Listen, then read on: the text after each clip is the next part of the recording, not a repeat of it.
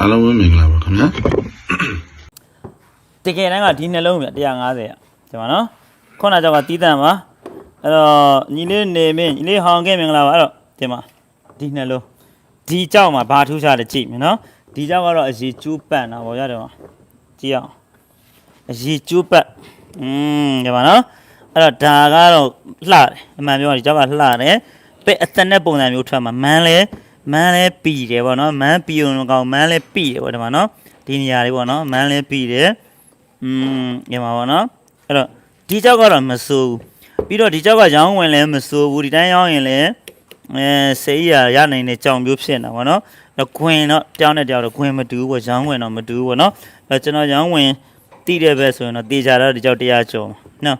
အဲ့တော့ဒီမှာမန္တလေးဈေးကွက်ပြောရရင်တော့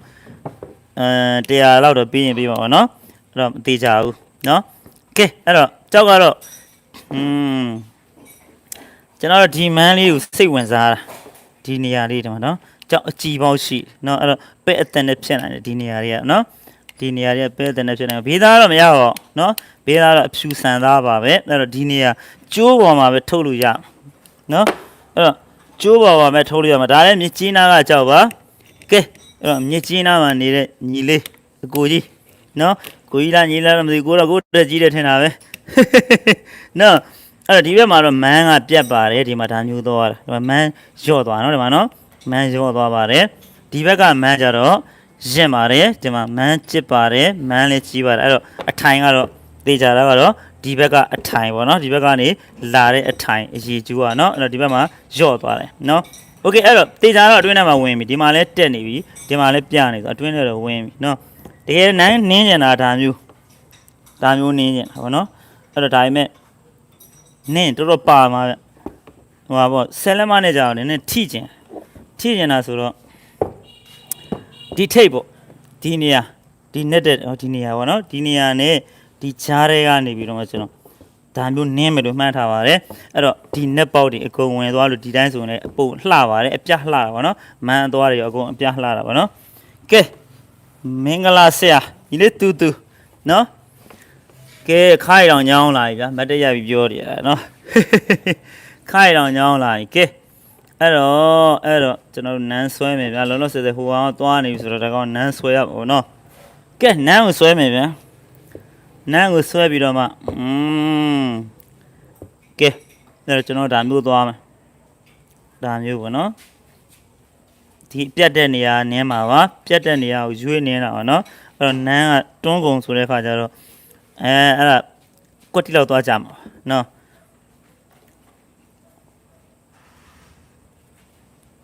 ဒီလောက်ပေါ့နော်ဒါမျိုးသွားမှာပါနော်အဲ့တော့ကဲဒီမှာနက်တာနဲ့တပွင့်ပိုးပဲရှိတာပဲနော်ဘယ်လောက်တပွင့်ပိုးလဲတော့မသိဘူးနော်ကဲအဲ့တော့ဒီမှာကြောက်စီရှိပါတယ်ကြောင်မျိုးရှိပါတယ်နော်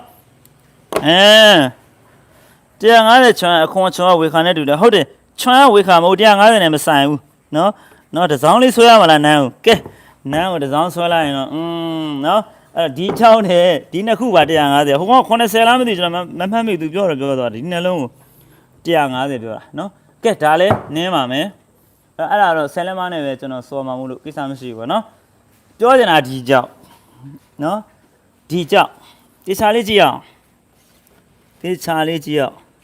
ပြောချင်တာဒီကြောက်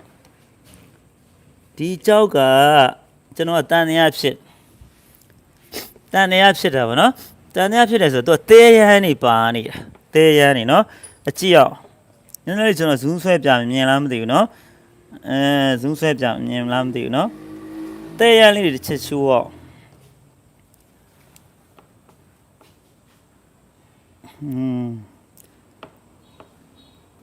သေးရမ်းလေးတွေ့လားမသိဘူးနော်ကျွန်တော်တော့တော်တော်လေးကြည့်ယူပါဒီမှာကြည့်အောင်နည်းနည်းလေးမှတွေ့ပါပြီအဲ့မှာသေးရမ်းလေးဖူးဖွေးလေးတွေ့လားဖွေးဖွေးလက်လေးတွေ့လားအဲ့မှာနော်အဲ့ဒီမှာဒါမှမီးရစောင်းမှမြင်ရမှာနော်ရမ်းချမ်းတော်ဘုံကကြီးတဲရမ်းလေးတွေပါနေတာနော်တွေ့လားမသိဘူးနော်ဒါမှကြည့်မယ်ဒီမှာစောင်းတဲ့ချိန်မှာနော်ကျွန်တော်တော့တဲရမ်းတွေ့နေပြီနော်ကျွန်တော်တဲရမ်းတွေ့နေလို့ဒီကြောက်ကအဲ့တော့150မှာဒီကြောက်ကအမှန်အဲ့တဲရမ်းမတွေ့ရင်တော့ဒီကြောက်150ဒီတစ်ခုလည်းနဲ့တန်လောတဲ့တော့ကျွန်တော်ဒီတဲရမ်းကိုတွေ့နေရ နော်အဲဒီမှာနော်ဒီနေရာလေးမှာဒီနေရာလေးပြောတာနော်တစ်ချက်ကြည့်အောင်အဲ့ဒါပါတွေ့လားဒီအပြင်မှာကြည့်ရင်တော့အရန်ရှင်းတယ်ပညာအပြင်မှာကြည့်ရင်ပေါ့နော်ကြည့်အောင်နည်းနည်းလေး zoom ဆွဲလိုက်ပြီဗျာနော် zoom ဆွဲလိုက်ပြီနော်တော့အရွယ်ကြည့်အောင်နော်အဲ့တော့ကျွန်တော်ဓာတ်မီထောက်ပြမယ်နော်ကြည့်အောင်ဓာတ်မီထောက်ပြဒီမှာကျွန်တော်မြင်ဒီမှာနော်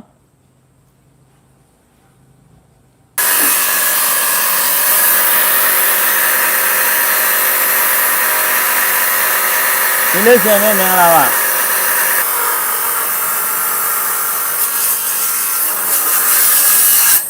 ကဲအားလုံးရင်ခုန်ကြည့်အောင်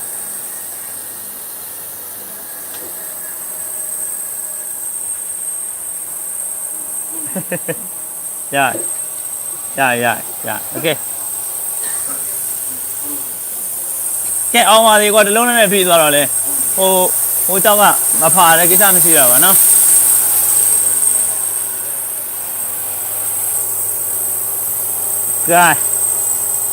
ကဲရင်ခုန်ကြည့်မယ်ဗျာ zoom ဆွဲထားလို့ zoom ဖြည့်လိုက်အောင်မယ်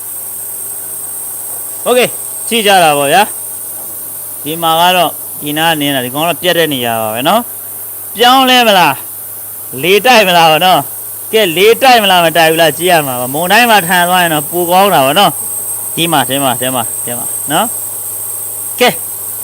ကြည့်ရအောင်ဗျာဟာမဲနေတော့ဒီမှာစိတ်ဝင်စားရတော့ကောင်းနေပြီကဲစိတ်ဝင်စားတယ်တော်တော်ကောင်းတဲ့နန်းဖြစ်နေလို့လေဒီဘက်ချက်ကြည့်အောင်ဒီဘက်ကကြည့်အောင်ဟာကျန်ဓာတ်မီတစ်ချက်ထိုးစမ်းဟာဒီတိုင်းတော့လာနာပြောတာနော်အပြင်မှာပြီးမှတော့မပြောတတ်ဘူးနော်ဒီကြတော့ကျိုးပတ်နေပန်းတော့နည်းနည်းဆန်နေပါသူလားပန်းတော့နည်းနည်းဆန်နော်ကဲဖြည်းလေးနဲ့ငိမ့်လေးပေါ့ဗျာကဲနန်းကိုဆွဲပြီးတော့လှန်လိုက်ပြီဗျာကဲနန်းကိုဆွဲလှန်လိုက်ကဲနန်းလှန်လိုက်ပြီလှန်လိုက်ပြီနန်းရကဲလှန်လိုက်ပြီနန်းရကဲကွာနန်းလှန်လိုက်တော့ဘာလို့ပြည့်ဒီမှာနန်းကိုလှန်လိုက်တာမဲပြည့်ကြီးပဲနော်ကဲကြည့်အောင်များဆွဲကြည့်အောင်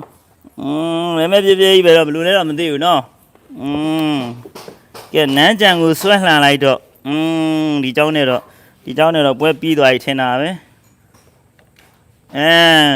နန်းကြံကိုဆွဲလှန်လိုက်တော့ကဲဒီเจ้าနဲ့ပြီးသွားပြီတေးကြတာတော့ဒီเจ้าနဲ့ဗောနော်ကန်ကောင်းတယ်ဒင်းကန်ကောင်းတယ်ဗောနော်ဒင်းကန်ကောင်းတယ်ပြောရမှာပဲနော်ဝါတယ်ဗျာမဝါပါဘူးငါကြီးရတယ်ဘေးသားတော့ငါလည်းမရဘူးလေငါကြီးတမဒီမှာလေးကျိုးရကြီးငါကြီးရတယ်မဟာတေးကြပြီဒီဘက်နဲ့ကိုမြတ်သွားပြီလေ150ကနော်ဒီဘက်နဲ့ကိုမြတ်သွားပြီလို့ဆိုနေဒီမှာဒီမှာသွားနေတာနော်ကဲဘာမှပြောစရာမလိုဘာမှပြောနေတော့ဗောနော်ဘာမှပြောနေတော့ကဲဒီမှာအရွယ်လည်းရကြောက်အစီရလည်းရှိဒါတော့ကျဲသွားလို့နော်မကျဲလို့ကတော့ကဲကြောက်ကတော့ကျွန်တော်မျက်စိများဒီဘက်နဲ့ကြာ90ကတော့ညံ့တော့မှာဒီဘက်နဲ့ကိုညံ့မှာနော်ပွဲတက်ကြည့်တဲ့ခါမှာဇီရန်လေးတွေကျွန်တော်ပြောပြပါမယ်နော်ကဲကျွန်တော်မျက်စိများဟိုဟာတော့ကြာပါမို့လို့ကျွန်တော်မျက်စိများနောက်ရက်လိုက်တော့မရှိဘူးပေါ့ဗျာဒါပေမဲ့ကျွန်တော်ဓာတ်ပုံရိုက်ပြီးတော့နောက်ဗီဒီယိုနဲ့ကျွန်တော်တွဲပြီးတော့တင်ပေးပါမယ်နော်ကဲဒီမှာအသွားအလာနေထိုင်နဲ့ကဲဘာပဲဖြစ်တော့မြေကြီးနာသားတော့ရေခဲတောင်ကြီးတော့ဒီမှာစောင်းနေရောက်ခန့်နေဆိုရေခဲတောင်ကြီးနဲ့အေးပြီဒီဟာတော့နော်အဲ့တော့ဟိုကပူမဲ့ဟာမဖြစ်ပါဘူးအဲ့လိုကြီးနော်ဆရာမြန်တော့900ကြောက်ပဲနော်အဲ့တော့ဒါပေမဲ့သူ150ဖြစ်တဲ့အတွက်ကြောင့်မို့လို့မြတ်ဒီရွက်ကကိုမြတ်ပါပြီနော်โอเคပါကျန်တဲ့ကတော့ကျွန်တော်မပြတော့ပါကျွန်တော်မျက်စိများလေးကြားနေမှာမို့လို့နော်โอเคပါအားလုံးဘိုင်ပါ